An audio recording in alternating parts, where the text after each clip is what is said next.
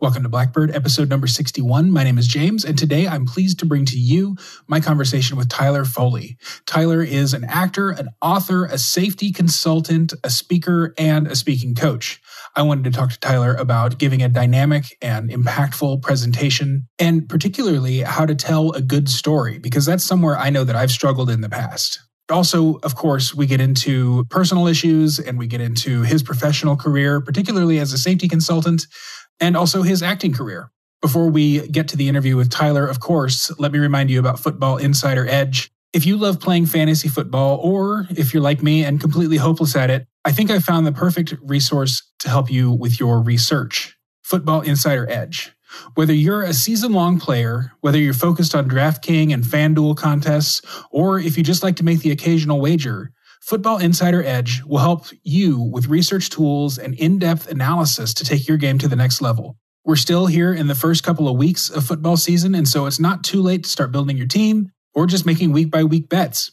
As someone who doesn't follow football, but someone who does kind of like to make a quick buck, I certainly know that Football Insider Edge is my go-to place for all of my football gambling needs. They take the guesswork out of football gambling. With their proprietary model, matchup charts, and award-winning content, the team over at Football Insider Edge have devoted themselves to educating their subscribers, helping them improve their play, and, in a few special moments, win life-changing money. The guys at Football Insider Edge are proud of the community that they've built through their interactions on Slack, and they take great pride in helping others achieve the goal of becoming better fantasy players. For listeners of this show, they're offering a 20% discount on any monthly or full season plan. Head over to footballinsideredge.com and use the code Blackbird at checkout to get signed up today. Once again, that's footballinsideredge.com and use offer code Blackbird at checkout to sign up today. And with that, here is my interview with Tyler Foley. Tyler, welcome to the show. Thanks for joining me. Take two. Yeah, take two, but it's fun to be here, James. And now you know all my stories and we'll just get them out for your audience. I know. We'll just do it as if scripted. So for the audience, I forgot to hit record. So we're just doing this all over again. Thankfully, we're only about 10 minutes in. Tyler, why don't you go ahead and introduce yourself to the folks? Absolutely. So Tyler Foley, known as Sean Tyler Foley, and we will probably at some point get into why my name is confusing for the world. But I'm a father, a husband, best-selling author, performer.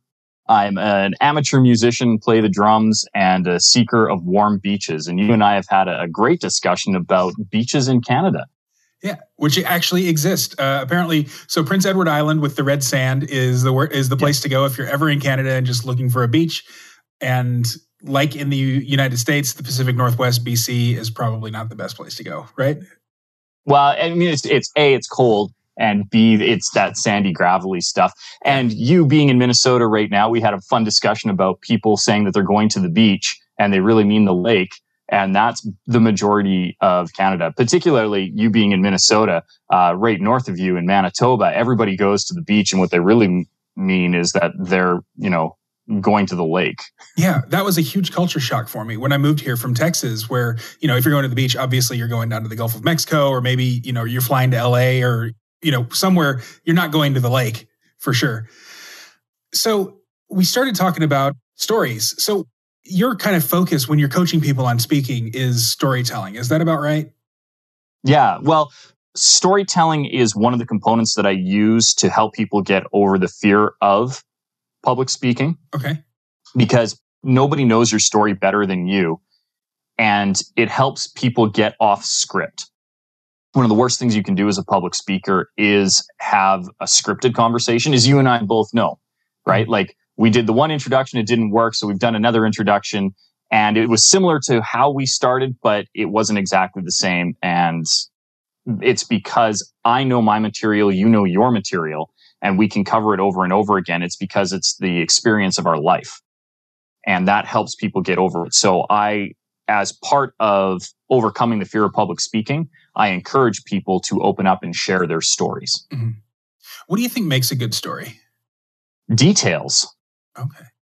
people think that stories need to be these Hollywood epics. And a lot of times they think that they need to be these great tragedies, Shakespearean in their delivery. And the reality is it's not the story arc. It's not the plot that makes the story interesting.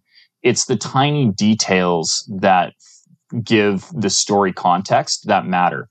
And, for a really good example of this, look at any Tarantino film, right? A lot of times the stories are very, very simplistic, but he focuses heavily on minutia. And subsequently, everything holds meaning and subtext and context. And through that is an engaging and compelling narrative because you're captivated by the little things. And so the more detail you can provide in a story, the more universal it will speak to an audience. That's a really good point. Some of the most iconic movie scenes in history are, Honey Bunny and whatever the other one's name was, telling each other they love each other in a diner, and Julius Winfield and John Travolta's character, whose name I also can't remember, Vincent Vega, talking about fast food hamburgers. Yeah, right. It's nothing. They're nothing. Yeah. In fact, they're almost so to nothing that they become filler, and yet that's what rounds out the characters and make them so compelling. Like, and you talk about the Royale with cheese speech in that, you learn so much about those two characters in what would otherwise be really nonsensical dialogue. But because it's so specific and detailed, you understand their stance on drug use. You know how traveled or untraveled they are. You know their sophistication levels. You know their levels of morality come through in that, all because they get into very fine detail.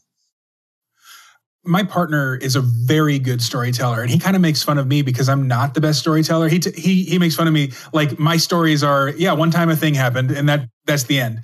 Whereas for him, they go into detail. And I noticed that his entire family does that. His grandparents had their 50th anniversary here recently, and they had a big PA system, and everybody was asked to go up and give a speech, starting with the grandfather, who rattled on for at least 45 minutes and maybe even longer, just giving the blow by blow of his relationship with his wife of 50 years. And it was hilarious and it was touching. And the funniest part of it, of course, was because at their 40th anniversary, he didn't get up and talk. And so he hasn't heard the end of it since then.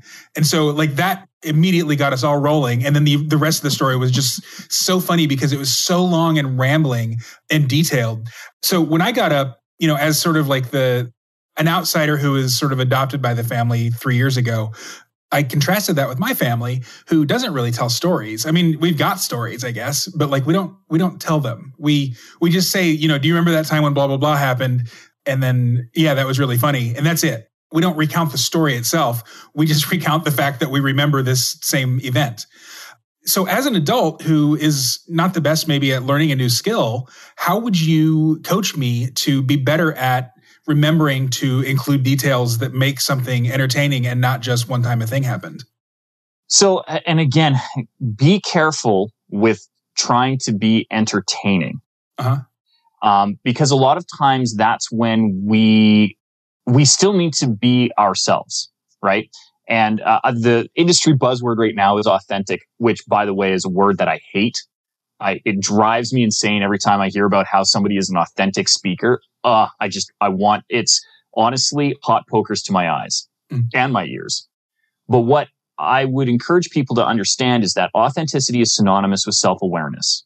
So you have to know who you are at your core. What are your core values? What are your driving motivating factors? What are those things that make you you?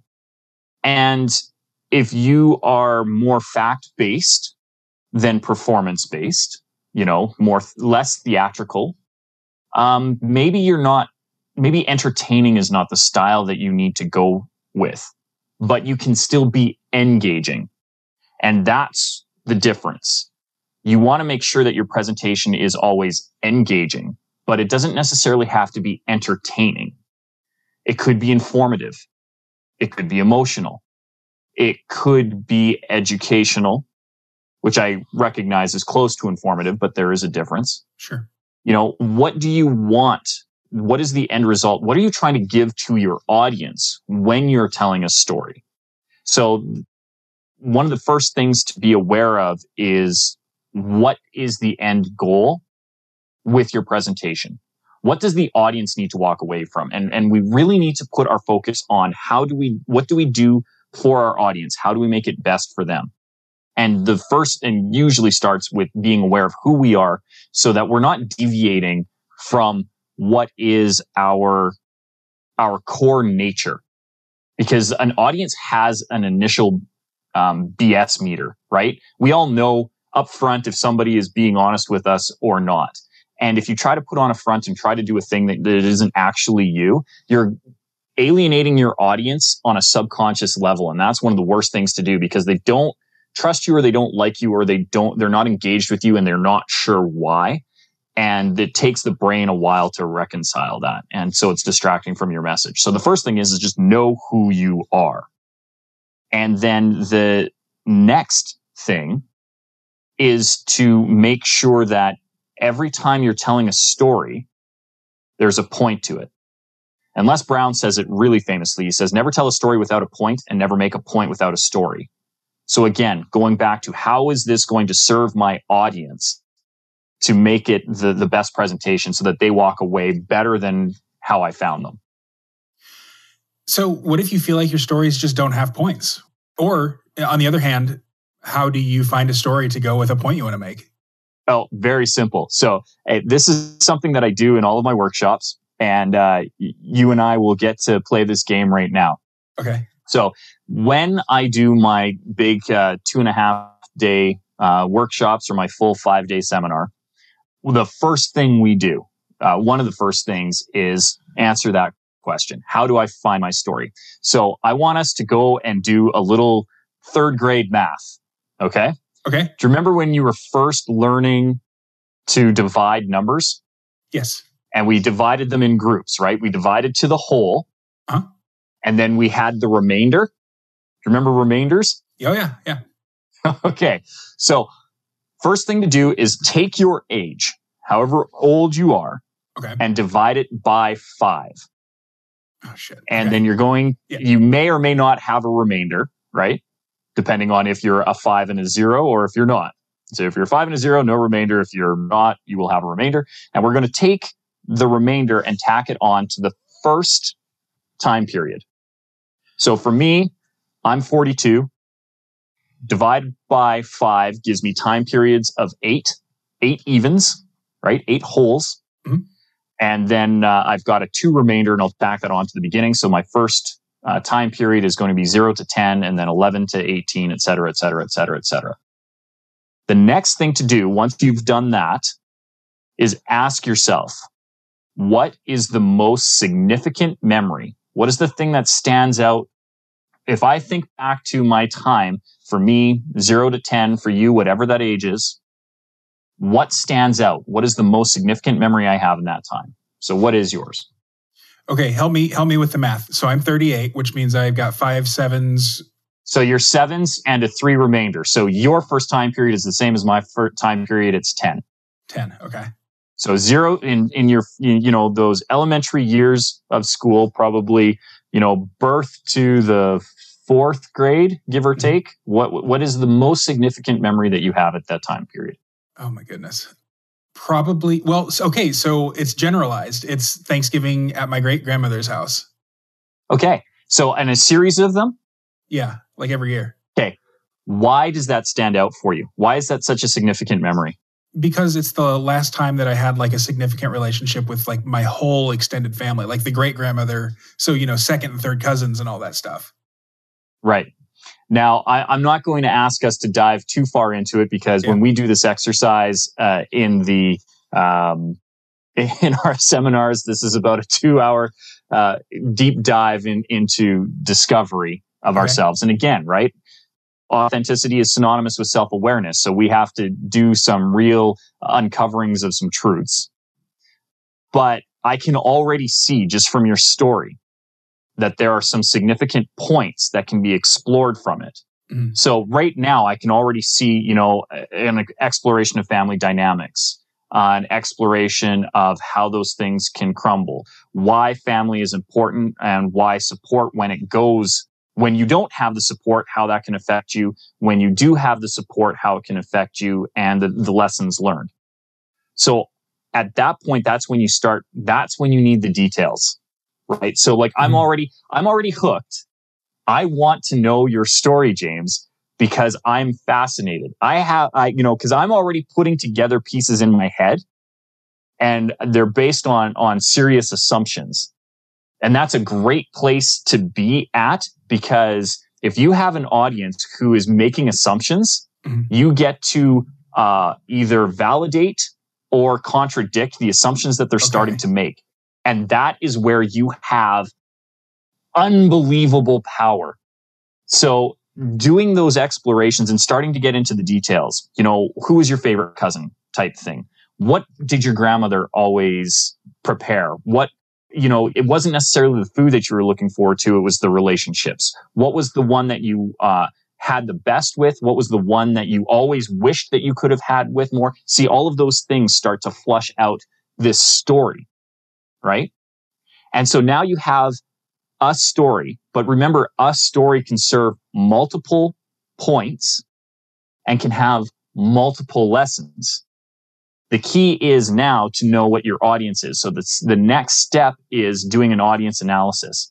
What does your audience need to hear, or what is the expectations of what you're trying to deliver, so that you can then tailor the elements of the story that you're going to tell to support the point that needs to be made. So one of the things that kind of stood out there was to kind of lead the audience to make assumptions so that you can either confirm or deny them, or like take them on a different path. Refute, sure. Yeah, give them a different point of view. So do those serve purposes, or is it just the audience is going to be either surprised, like they'll have an emotional reaction either way? They're going to have an emotional reaction, and you want them to have emotional reactions, because that's when learning happens.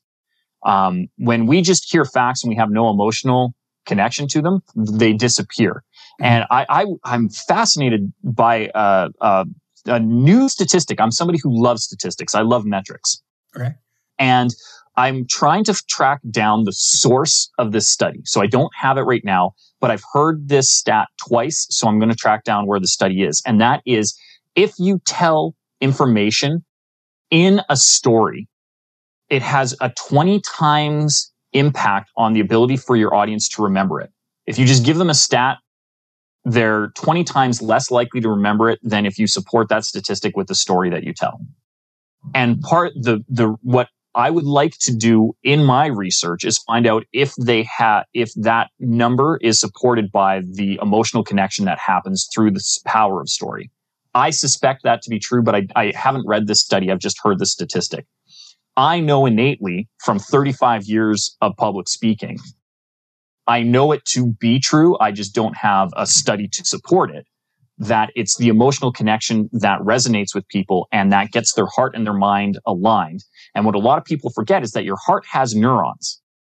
So although it doesn't hold memories in the same way that our brain would, where we can recall with our brain and picture things, your heart still retains memories. And what those memories are the feelings within your body. And when you can connect your heart and your mind, that is when our memories stick the most.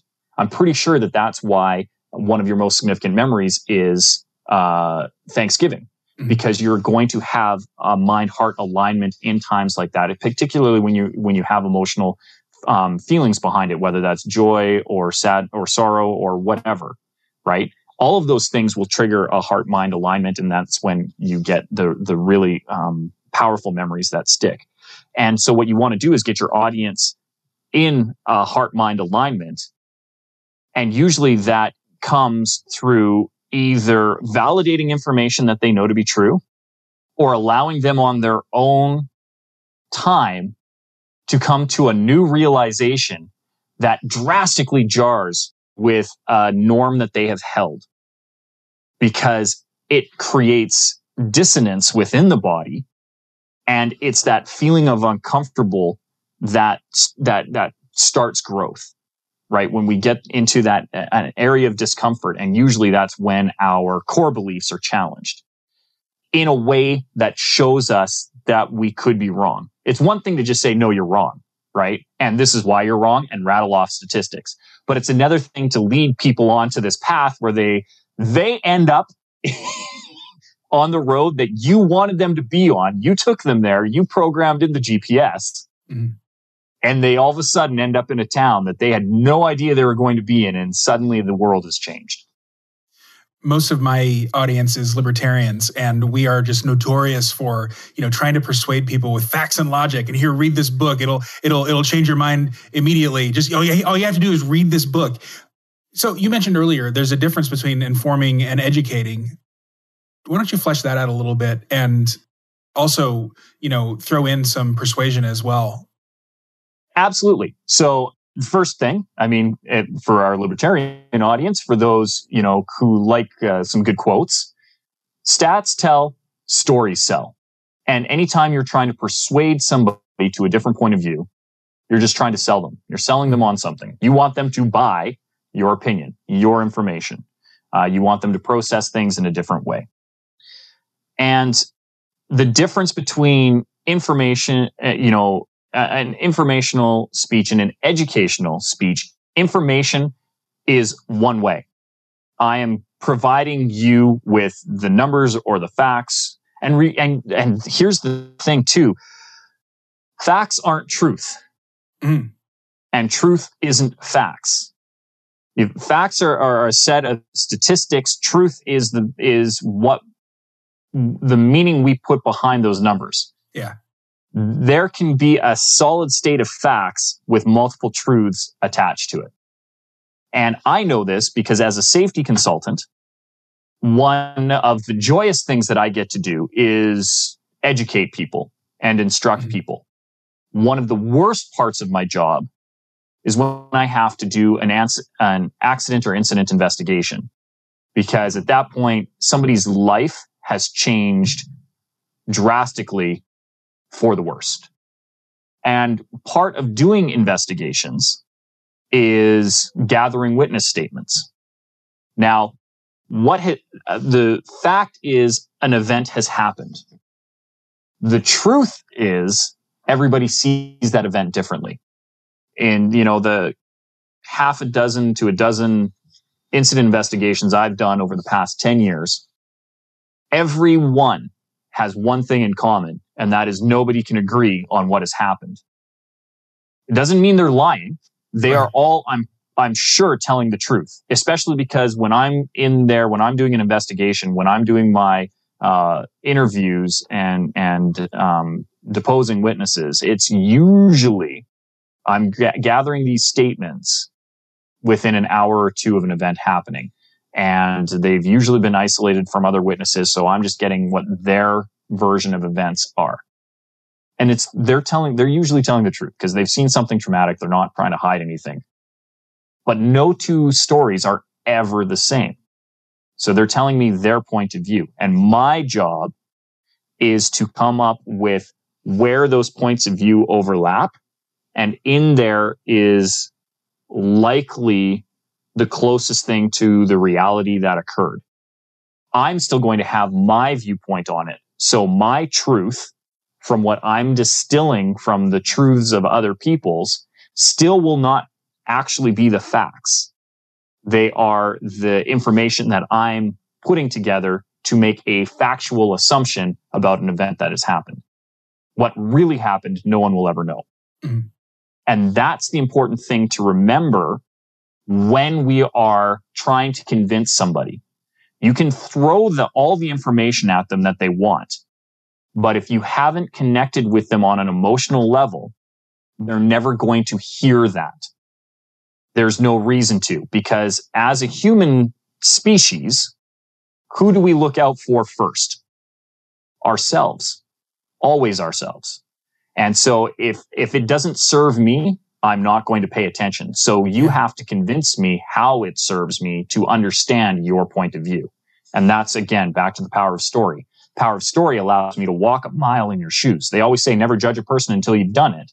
Well, I can't physically come to Minnesota and walk in your shoes, James. It's just not going to work. And I'm betting we have different size loafers too, because I'm what, like an 8, 7, I'm somewhere I'm around 13. There? I'm a 13. You'd be flopping around. So yeah. And well, see, and that's the funny thing. At least I could get my feet into your shoes, right? You'd be one of the stepsisters with Cinderella trying to shove your feet into mine. So you and I can't actually walk a mile in each other's shoes, but you tell me a story about Thanksgiving and why being that connected to that extended family matters to you. Now I get to see the world through your eyes. And instead of trying to sell me on a set of statistics, you can sell me on a feeling. And a feeling is easier for me to understand than a set of statistics and numbers. So when you're taking notes on your safety investigations, I worked in HR for a long time, and then I was in corporate training for a long time too. So I've done my fair share of safety interviews and also safety training. My condolences. Yeah, I know.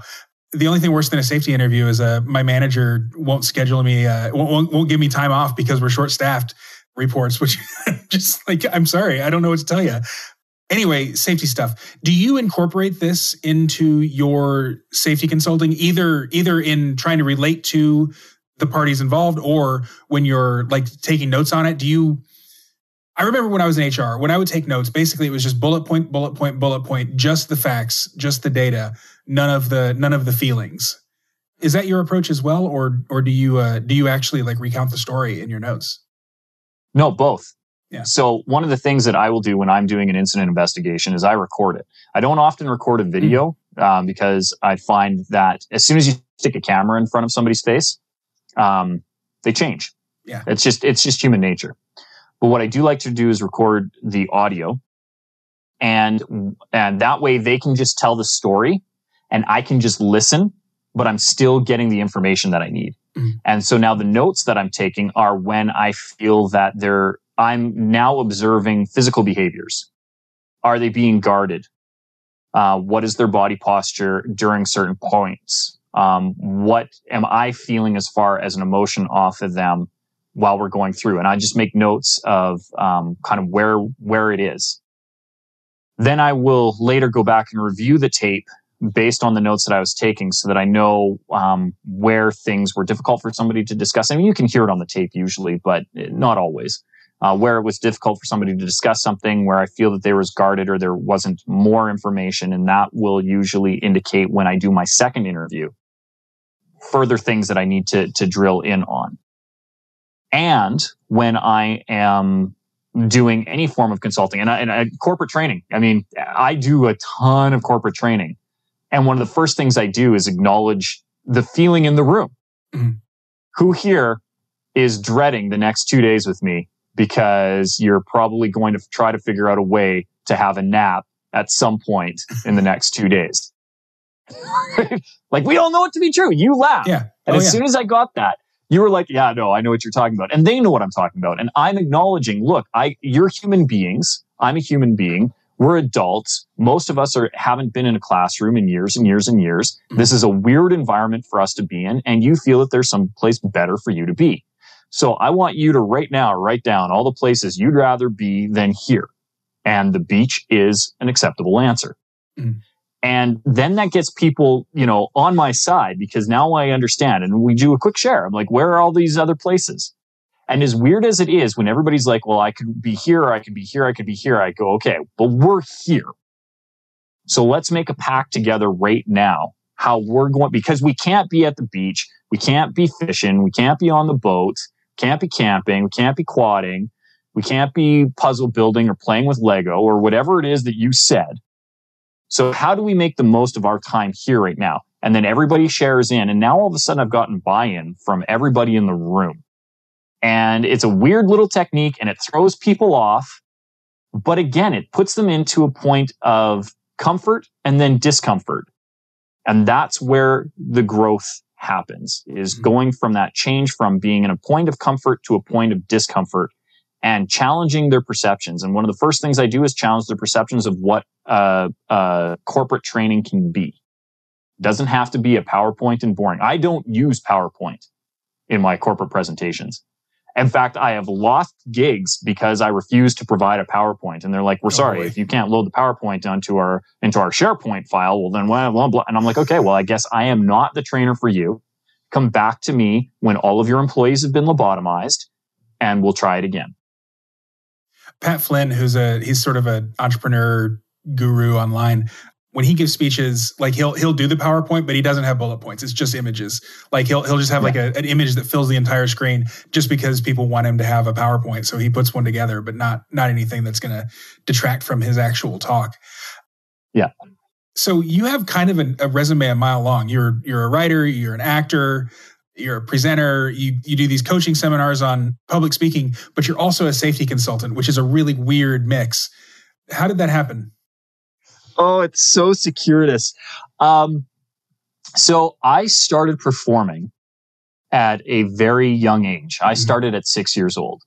And right now your audience is at a disservice because we've done the exercise with you and asked in your first 10 years, what was your significant memory?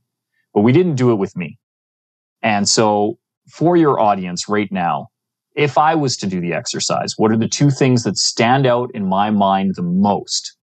My two most significant memories are both from when I was 6 years old. The first one is the sound that my mother made when the police officer and my family physician came to our door and told her that my father was never coming home. My mother made a sound that was... the only way I can describe it is animalistic. It was this guttural, haunting, heart-wrenching, spine-tingling noise that reverberated, I swear, through the town, not just the house or the community. And it was a wailing that I never want to hear again. And then my next significant memory is still from 6 years old.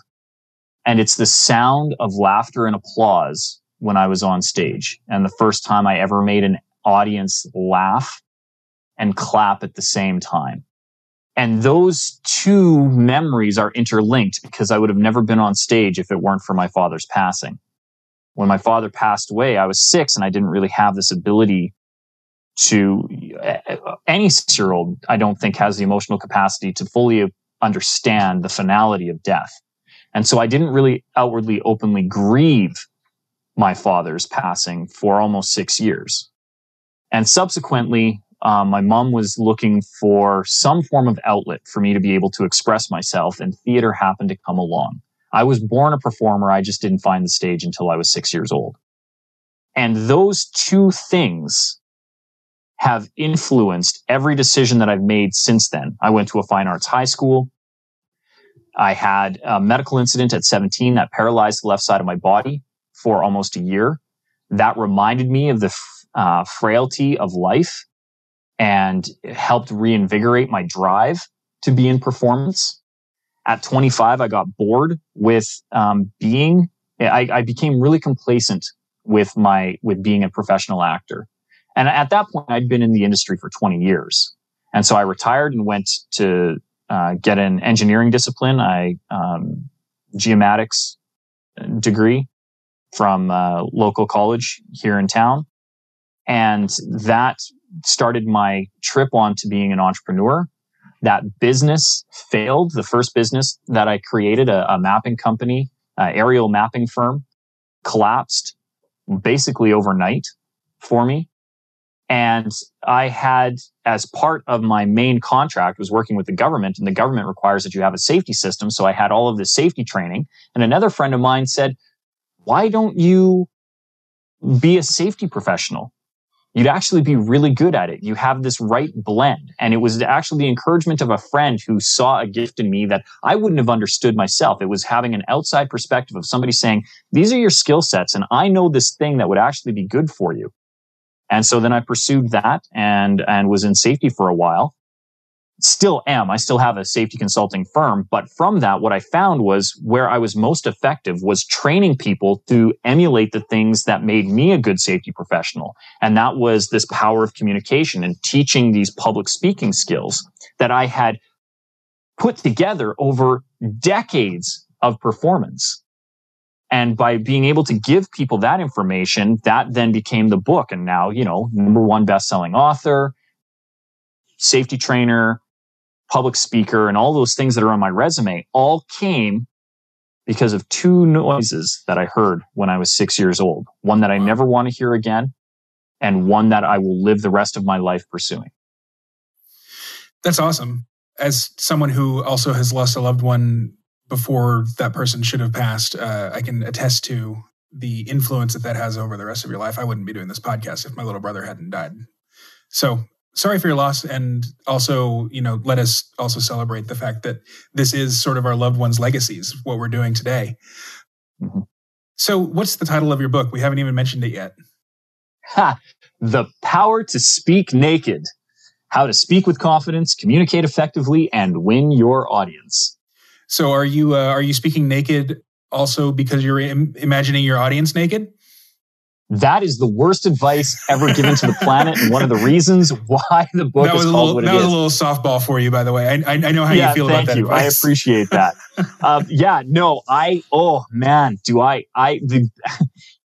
The title came because of a rant that I went on for that exact reason. When I was first putting the book together, because it's an advice book, right? It's a nonfiction business book. So that's really all business books are advice on how to do things. Yeah. And so I was struggling with what the title should be and trying to come up with something clever and something that would engage an audience, which is, 2 chapters within my book. And so I was asking my team, I'm like, what's some of the advice that you've gotten around public speaking? Like, let's start there. And that came up, the picture your audience naked or in their underwear. And I went on this diatribe about how it is ineffective, that it's taking up unnecessary brain power, and it's masochistic in its design, because you're trying to somehow gain comfort from other people's discomfort. And why would you try to do that instead of trying to put your audience at ease and then from that be at ease yourself? That should be the focus. And I would rather you have the ability to have the power to stand up naked in front of people instead of trying to picture the people naked. And as soon as I said it, the team went, well, that's an idea. And the Power to Speak Naked was born. Awesome. So you earlier said something about like analyzing your audience or something along those lines. Yes. And did you mean that in real time, or did you mean that like in preparation, or both? And how do you do that? Okay. So on our website, I actually have a tool that's available to people who sign up for our mail list called the Audience Analysis Tool. Oh, great. And that's a thing that I will send out to any promoter or anyone who's booking me, for any kind of a corporate gig.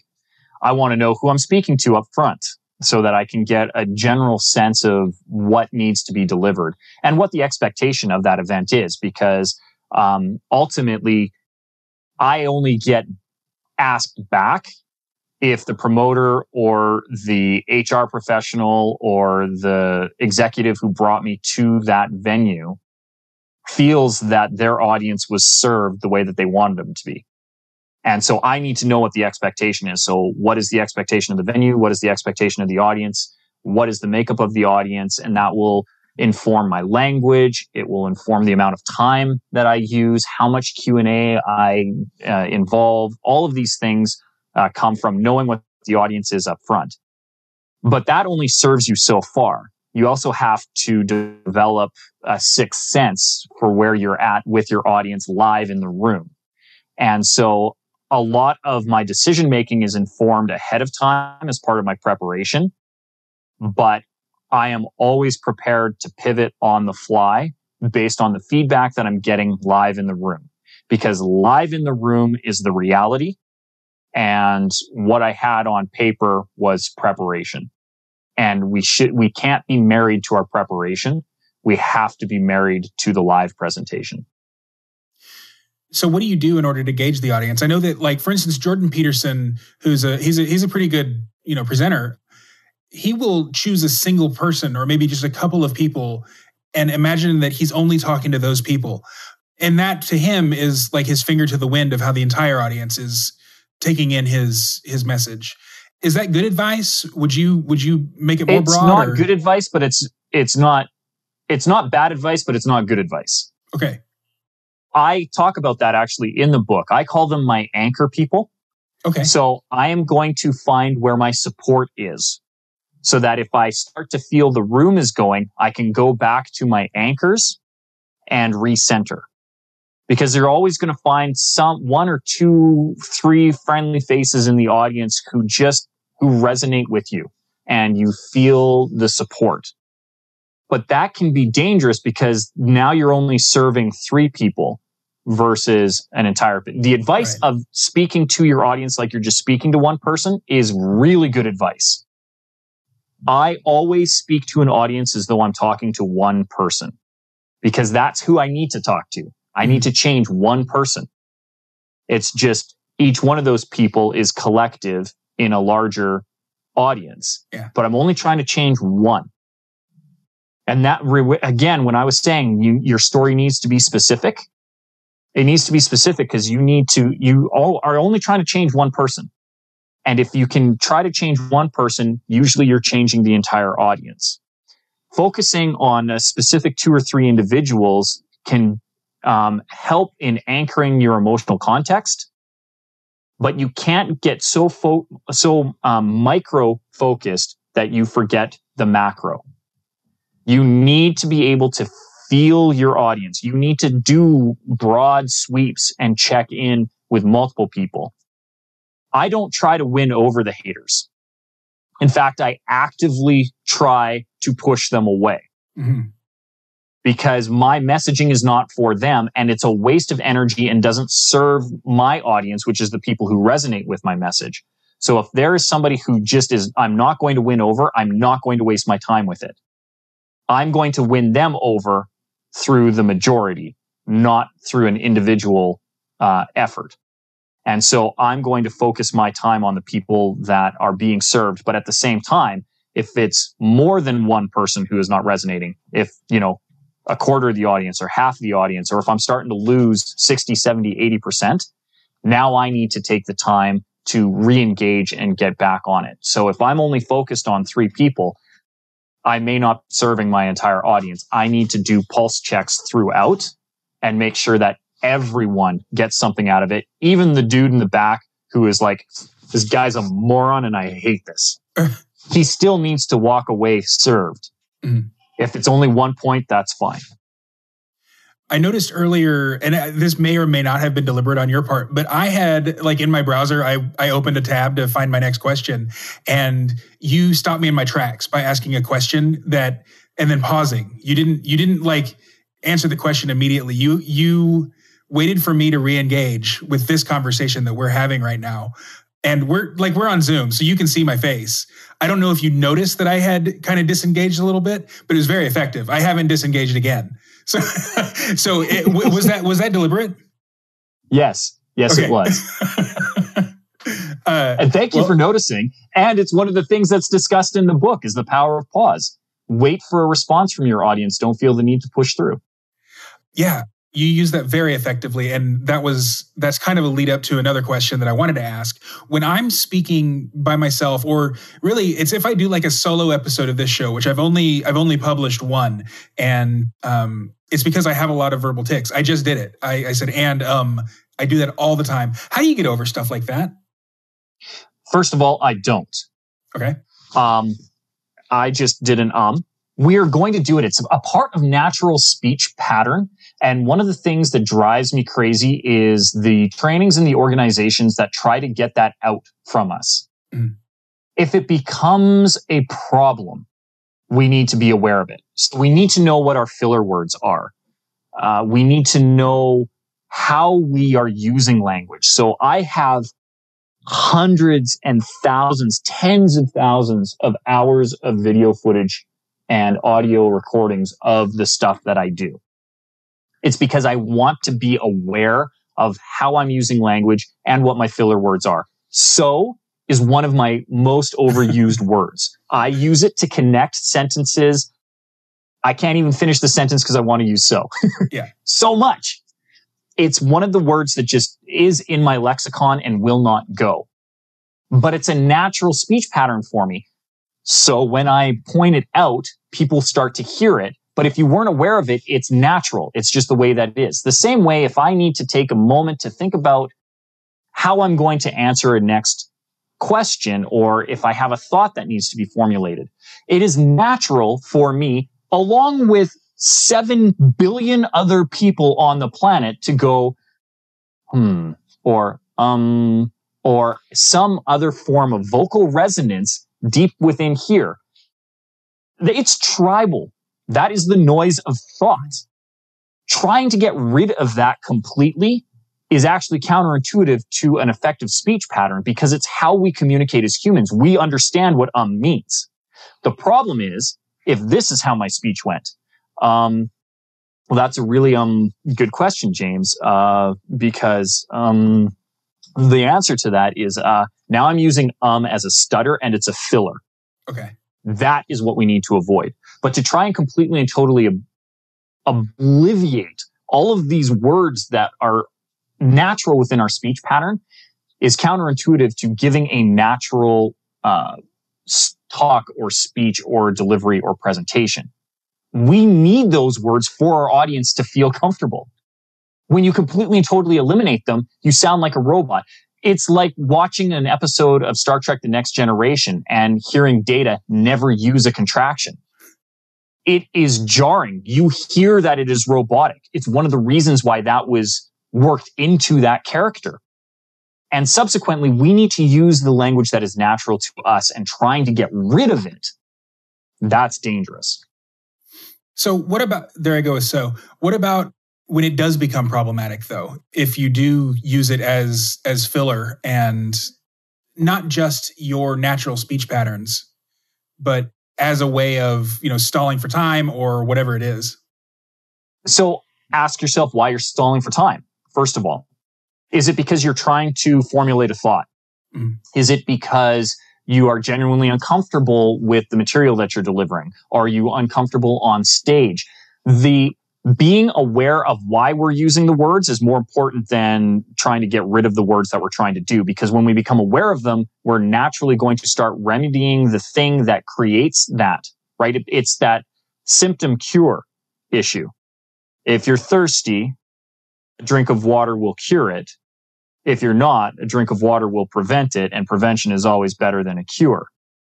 I would rather know why I'm saying the word, that is why I'm using those filler statements, sounds, words, so that I can alleviate the scenarios and the circumstances that lead up to that use, so that they are naturally minimized within my speech pattern. Connecting sentences with so, filling the time with or and or like. Now I know that what I really need to do is, instead of filling the time with sound, I can effectively use a pause, because it's going to get my audience to lean in. You've heard me do it now on the show live, and you're acutely aware of it, and I appreciate that you were able to recognize the deliberateness of it. Because if I hadn't have done it that way, one of us would have wanted to fill it with some kind of sound that didn't serve the audience. The silence served. Well, and I appreciate you rescuing me by answering the question for me, because I had no idea what you had asked.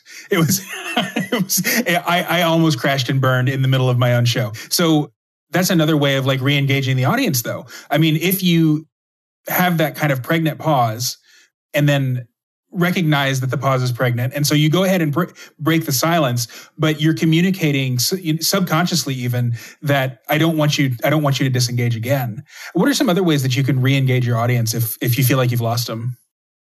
Pattern interrupts. Okay.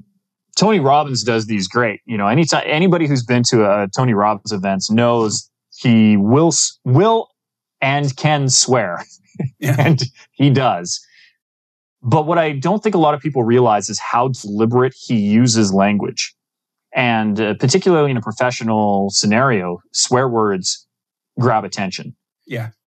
So I'm not suggesting that everybody adopt the personality of a sailor or a trucker and start swearing in their next presentation, but understand that the language that we use, there are trigger words that will be within your audience based on their makeup. And again, why we need to know what our audience makeup is and why we need to do that audience analysis ahead of time, because they're going to have trigger words.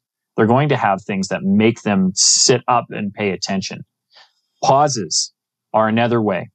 One of my favorite tricks that I will use, in fact, it's probably my most overused tool in my toolbox. Most people get used to it by the end. They're like, oh yeah, no, now we're going to do this thing again. But I do it because it works and nobody gets tired of it. And that is to have once, every 15, 20, 25 minutes, I will say, okay, turn to a partner and share what was the biggest takeaway from that last section. What did you get? Now, that does a couple of things. First of all, when I say that last section, you know that now that section is over. And it makes you go, what section? That was a section? That was a time period.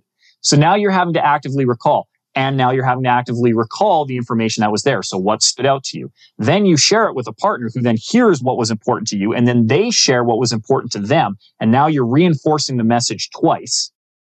Plus, you're getting people moving and engaging and thinking. All of those things re-energize the room, create a hard break, force people to think about the material that you were doing, gives you a chance to review and make sure that you're on track of where you need to be, gives you a moment to reset and come back. And so I use that tool way too much. But it's because it's honestly one of the most effective tools that any speaker can do. You feel the audience waning at any point for any reason, just be like, turn to a friend and tell them what your biggest takeaway so far was, or from that last section, or whatever you want to use. That also is a great way to build rapport within the audience and not just between you and the audience. Exactly. And if you really want to go third level and deep with it, make sure that they're sharing with a different person each time. Mm-hmm. So share with somebody different. Okay, now pick a different partner. Okay, now I want you to go over to the other side of the room and find somebody who you haven't talked with yet. Right. And that's forcing movement. It's forcing people to get to know each other. They're having conversations. And as you said, building rapport within the audience. Switching gears just a little bit. So I don't struggle with stage fright. In fact, I would say that I'm almost like foolishly confident in my ability to take the stage. When I've stood up and given talks, at least in my adult life, they've been fairly successful, even if I was underprepared. But when I was in high school, I ran for student body president, and I don't remember exactly what I was talking about, but I gave basically a 30-second speech that was supposed to be about 5 minutes, all about how I was the outsider candidate, but I didn't fire up the audience at all because I was only talking about myself. Mm-hmm. The whole reason for that was because I was so nervous and I had such bad stage fright. Mm-hmm. How do you get over that? I don't know what I did to get over my stage fright. I just kind of outgrew it. But for those who are interested in speaking, but may, or are even not interested in speaking, but might get forced into it someday, what are some tips to be more confident on stage? Well, this is, again, a half-hour conversation that you and I probably don't have time for. Yeah, but I will give a couple of tips. First of all, I'm fascinated by your story because, again, I'm already starting to make some assumptions, and I would love to explore through that another time offline. Yeah. So you might end up being a case study in a future training session that I do. The thing about the fear of public speaking is that it's a lie. Okay. People are not afraid of public speaking. And I already know, James, that there are people that are listening to this right now, and they're like, no, statistically, 77% of North Americans have anxiety over public speaking, and I am one of those 3 in 4 that is terrified of public speaking. And I go, no, you're not. If we were afraid of public speaking, society would collapse. And I'll give you one example of that. I want your audience right now to think of the last time they were at a restaurant. And if they were able to order food, they spoke in public. And if they didn't know their waitstaff prior to ordering their food, they spoke to a stranger in public. Mm. Not only that, they asked for what they wanted and they got it. So this myth that I'm afraid to speak in public, I'm afraid to ask for what I want, I'm afraid to speak to strangers in front of strangers, All of that is BS if you've ever been to a restaurant. And like I said, society would collapse. You could never go to a bank. You could never go to a restaurant. You couldn't go into a store. You would never shop. Commerce would die if we were afraid of public speaking. What we're actually afraid of is public judgment. Being the center of attention within a room and having everybody weighing their opinion of you based on the opinions that you're expressing. That is the true fear. And it's the fear of public judgment that I can tackle. I can't do anything to tackle the fear of public speaking. Because if you are genuinely afraid of public speaking, that is a phobia that needs to be addressed by a professional who can deal with it. But I promise you, it's not the 77% of North Americans who claim to have this anxiety. The reality is it's that fear of public judgment, which is probably why your high school speech was 30 seconds long, because that is a social group of peers who are definitely there judging you. So it's that fear of public judgment. So the first thing to remember is that the audience is on your side. Mm-hmm. You want to get over this fear of public speaking? Understand that nobody shows up to a presentation hoping that it sucks. They want you to succeed. If you start to fumble, maybe they start to get uncomfortable. They're like, but even you've been to a presentation where the presenter is bombing horribly. Have you not, James? Can you think of one? Of course, yeah. What is your hope? That he continues to suck or that somehow this gets better? That they recover. God, please, please, please get better, right? Like we are still on their side, even when they're bombing. We're like, come on, pull it out in the end. Come on, make this better, right? Like we are on the audience's side. The second thing to remember, you are the authority. If you have been asked to present, if somebody has shown up to your talk, they came for a reason. Again, the question that stumped you earlier, we serve ourselves first. We are self-serving organisms, primarily. I am not going to show up to something if there's some place better that I can be. And even, you're like, no, my boss makes me go to the quarterly sales meetings and I have to listen to the sales statistics because it's part of my job. Fine. But you're passively indifferent there, right? You still choose to show up because you could defy your boss. You could say, I'm sorry, I'm too busy, or I have a client, or whatever. You could make an excuse to not show up. When you show up, you're there because you have to be, but you still want it to be good because you don't want your time wasted. This better not be a waste of my time. I worked for the same company for 10 years and we had fire drills every single year. And for some reason, they always pre-announced them. And I didn't do a single one of them. I went out for coffee. I was sick that day. There are ways to get around mandatory workplace things. And you're bullshitting if you think you can't. Exactly. So I guess to kind of close out, there are undoubtedly some people in my audience who would like to make money as public speakers. Is there a quick crash course you can give in the next couple of minutes on how to find your first speaking gigs? Yes, and it's called Google. And nice. Google hates it when you say Google something. So I want you to do an internet search using the engine of your choice. We're libertarians. We use DuckDuckGo around here. No, I'm just kidding. So I want you to do a DuckDuckGo search, and you're going to type in the following key fields. You're going to do call for presentation, call for speech, call for speaker, one of those keywords, and then the topic that you want to speak on. So whether that's public speaking, safety, podcasting, business development, business consulting, octopuses. I mean, you pick what topic of choice you want to be presenting on. And then where do you want to talk? Do you want to talk in Minnesota? Do you want to get out of Minnesota and you want to talk back in Dallas or Houston, or do you want to get to LA or Florida, or better yet, let's go and visit France? You're going to put in all of those keywords. So call for presentation, call for speaker, call for talk, call for presentation, the topic that you want to discuss and where you want to do that talk, and hit enter. And the instant you do that, you would be surprised what DuckDuckGo will provide to you. And in that search and filter, that's when you start to discover where your opportunities are, whether they're paid or unpaid. And so when you start getting good, you can, paid or unpaid as a key qualifier in that search engine. And the more you do this, the more iterations that you play with in what that language is, the more you'll find how your key demographic typically words their ask for a presentation and a presenter. All right, awesome. Well, I appreciate the talk today, Tyler. And we didn't get into why you're Sean Tyler Foley some places and just Tyler Foley others. Is that information available on Google, or is that a story you need to tell?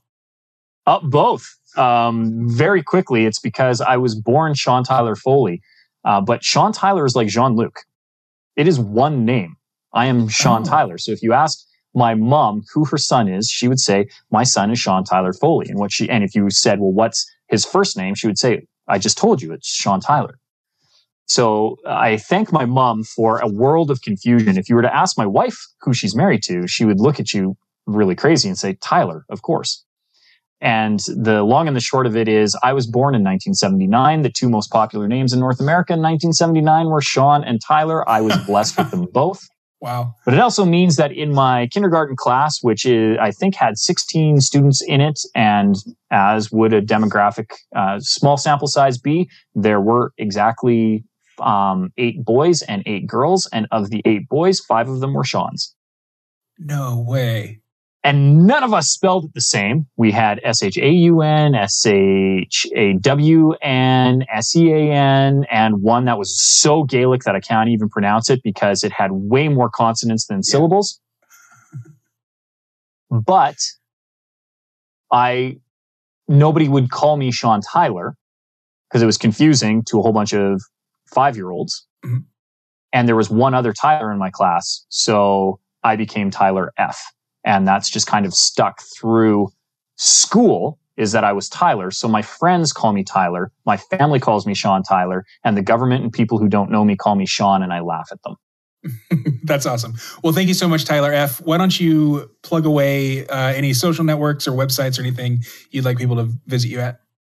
Well, the best place to go is SeanTylerFoley.com. And now that everybody knows that it's spelled S-E-A-N, the proper Irish way, SeanTyler Foley.com, SeanTylerFoley.com. That is the best place to go. Anybody who would like to pick up the book, particularly a libertarian audience, I would encourage them to go to bookshop.org. Bookshop.org is a wonderful website. It's in the States. So if your international audience is listening to this, they won't be able to pick it up using bookshop.org. So I would encourage Barnes & Noble or something other than Jeff Bezos' site.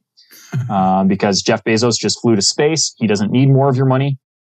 But if you are in the US and you would like to pick up a copy of The Power to Speak Naked, bookshop.org will connect you with your local book retailer.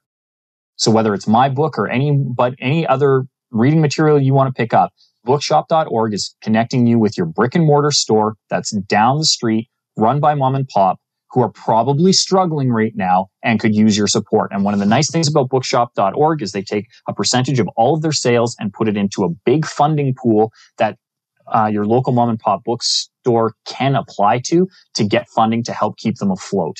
And for all of those reasons, I would encourage everybody to go to bookshop.org. And James, I would ask them before they do all of that, if they're getting value out of the Blackbird podcast and what you are providing as far as material goes, before they do any of these things, before they surf to any other site, they're already on a platform. They're already listening to this. And if they've gotten this far, they've gotten far. So I want them to hit pause right now and give you a 5-star review, because you are doing a really good job of researching and asking probing questions and getting a good conversation going and serving your audience in a way that matters. So if they're getting value out of this, the least they can do is give you a 5-star review for the effort that you're doing on the Blackbird podcast, especially because they're already on it right now. So before you surf over to SeanTylerFoley.com or bookshop.org, hit pause on your device, give this a 5-star review. Let James know how he's doing. Let me know how I'm doing. Rate this episode. Give us some feedback on how we did. And that's all of my plugs that I need to get in for today, James. Awesome. Thank you so much. And especially for the little plug to my audience, I could use all the reviews I can get. Thank you so much. All right. Thanks again to Tyler, or should I say Sean Tyler, for joining me today. And thanks to you, as always, for tuning in. You heard the guy at the end of the episode. Head over to iTunes. I left a link in the show notes, and leave me a rating and review. Even if you don't listen to the show on Apple Podcasts, you can still click that link and leave a review. All you need is an Apple ID, which I think by this point, most people have. And if you don't, that's fine too. If your podcast app of choice does have ratings and reviews, I appreciate it there as well. If you haven't already, head over to blackbirdpodcast.com, sign up with your email address to make sure that you get emails every time I release a piece of content, whether it is this audio podcast or written content, which I am always working on and very rarely finishing and publishing. But I promise I will get better about that. If you would like to get these interviews early, up to a month or 3 weeks early sometimes, throw me $7 a month or $70 a year, and I'll send them to you. These early episodes only include the interviews, so these intros and outros don't get included, but what does get included, in addition to the raw audio of the interview, is our unedited, pre-show conversations. I don't know most of the people who I interview, so we always like to have a couple of minutes of just kind of getting to know you type conversation. So if that appeals to you, or if you just want to be generous because you derive benefit from the show, head to blackbirdpodcast.com and sign up for one of the paid options. However you subscribe to the show, though, I really appreciate it. And with that, this is another episode of Blackbird in the can. I'll see you on the next one. And until then, live free.